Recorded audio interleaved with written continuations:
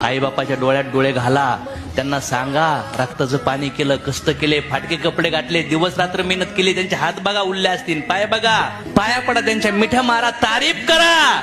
ज्या भगवंताच्या आरत्या करतात ना, असं जाऊन 10-15 मिनिटं आईबापाची आरती करा, बोला त्यांचे काय काय चांगलं केलंय. डसा रडायला लागतील रे ते, डसा रडायला लागतील. कष्ट करतात. मी लहान होतो तरी माझे आईबाप काम करत होते, मी मोठा झालो तरी माझे आईबाप काम करतात, माझं शिक्षण काम करतात, मी जॉब करायला लागलो काम करतात, माझं लग्न झालं तरी माझे आईबाप काम करतात, मी बाप बनलोय तरी माझे आईबाप काम करतात.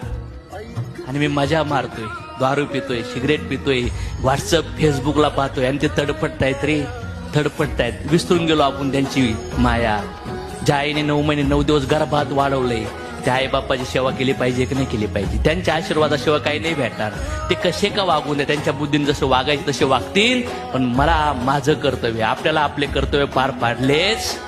त्यांच्या आशीर्वादाची फार गरज. आणि बापाचं प्रेम एवढं असतं, डोळ्यातल्या अश्रू त्याला गिळून घ्यावं लागतं.